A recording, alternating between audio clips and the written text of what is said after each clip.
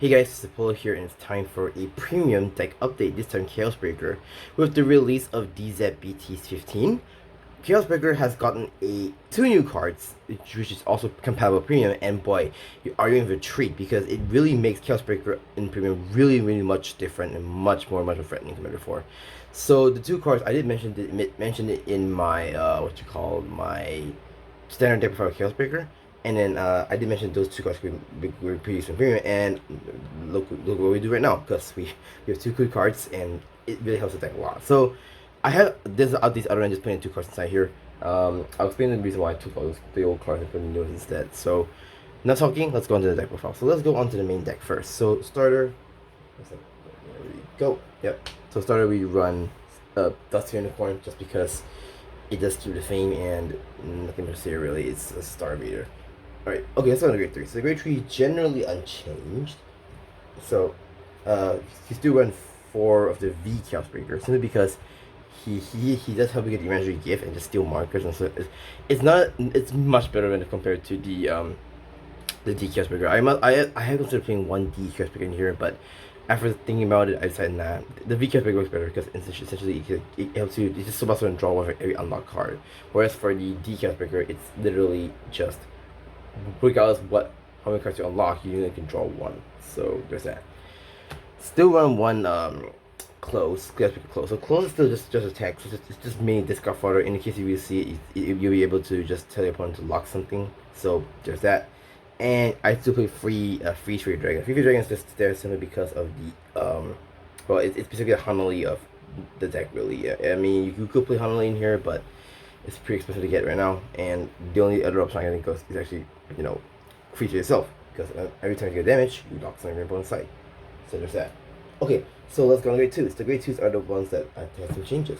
So you still play for Zirconium. It's still your top card locker, and also top card deck locker, and also gets crit to your Vanguard, so it gets crit pressure, and there's that. And here is the big change I made. So I've taken out 2 Cold Death and 2 Global Radius for Colony Maker. Colony Maker allows you to the Declan Maker, just mistake. So Colony Maker allows you to top 7 for a Starvader or revive a Great 1 Starvader on drop. And then it's a 20k attacker if you're Vanguard, if 15k attacker if it's a Starvader Vanguard, greater, and if a lock card gets on 5k. So it's a 20k attacker most times. So even if you use her skill, she's after being on place, she still is a 20k attacker on her own.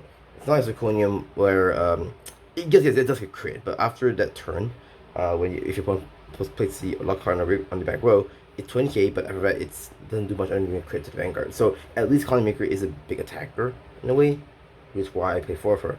And the reason why I took out Cold Death and Gold Lady is because you can the stuff is something that you can lock quite a bit. So I'd rather get some filter and also get some deck winning. That's the case right here. But basically you just want to filter as much as possible so that you can get your pieces quite easily. Still play Photon. Photon's still pretty good because on place to lock something if your Vanguard has a lock card, if your Vanguard has if your opponent has a lock card. Bleh. Brain fart. Okay. There we go. So that's what the great 2s. Great 1s. You still put Free Fall Craving Claw. Combos pretty well with Colony Maker because it allows you to put back the Craving Claw so you can get the on-hit pressure. And it still allows you to top fire Starvader and also to swap blocks essentially. And here is 4 of the D Palladium. So this one, okay, the first skill is not relevant because you're not playing, you don't have different energy in premium, so you can't really do much more in there. However, for the second skill, this is the reason why we're playing it, because essentially, if your creature greater starter attacks, if it's not still by ability, you can put the Palladium Soul, stand a Starvader Rearguard, and then if your opponent's creature greater, it gets 5k. So essentially, it builds Soul, stands a Rearguard, and also gets power to the Rearguard. So pretty useful actually.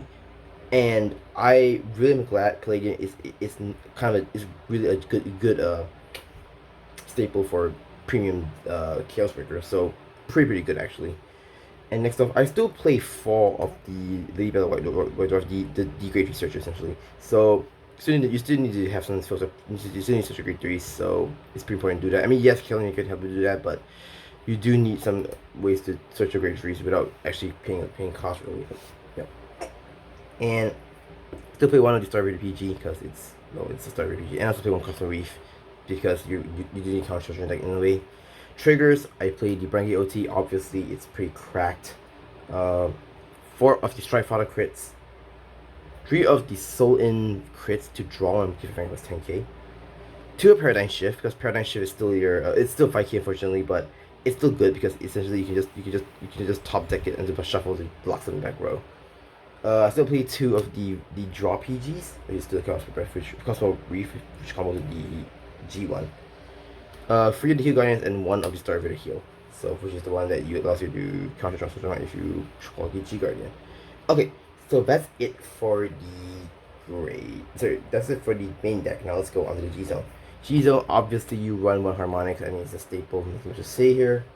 Okay, so I did make changes in my G Zone. So instead now I'm playing Stark in my deck. So Stark still is a 0 Dragon. So it essentially is your finisher. Or in the case if you're gonna die anyway and you're gonna take the risk of actually finishing off your opponent, you can go into Stark. Pretty straightforward really. So definitely much to say here. 1 Google Avalanche mainly is your first go-to target for a strike really. So there's that. I still play 1 Barrier and just in case you're playing against a deck that spams a lot of markers. Yeah, pretty much that.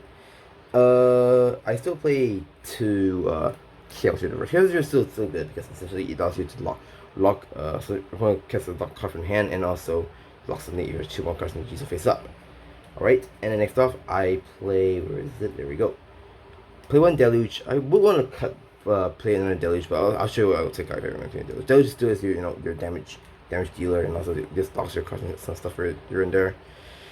2 Cosmic Dawns. I will want to take out 1 more just to put in 1 more Deluge, but Cosmic Dawn is your multi-tacker, and I know Palladium's in there, but sometimes in case you don't see Palladium, you still can actually go into Cosmic Dawn to do multi-tack. So there's that. 2 Glue Balls, just because it's a mid-game, late game, your power stacker. So if you have many lock cards, you can just lock your opponent's board really, and shenanigans ensue. Alright, for the G Guardians, I play 2 Destiny Guardian. It's still basically to unlock your opponent's side just to still bounce one to draw something with Chaos Breaker skill. Like as Karina is your it's the G Guardian slipper and it's pretty important with her. 1 Cosmo Reef 1 Cosmo Reef G Guardian, just mainly for fodder, but it does help. And I play 1 Cold Burn just because. Alright, so that's it for my quick deck update on Chaos Breaker and Premium. So with the new Colony Maker and Palladium, it made the deck much more consistent, much more threatening. So you notice that now that with Palladium in place, the deck is no longer a free attack deck. Well, not other than Cosmic Dawn, but that's Cosmic Dawn. But it becomes a 4 attack deck most of the time, and pretty good. It's pretty good actually. I really like this. With that being said, that's it for my deck update on my Premium Chaos Breaker. Thank you guys so much for watching. If you like it, do like, share, comment, subscribe. Stay tuned for more videos, and I will see you in the next video. Peace.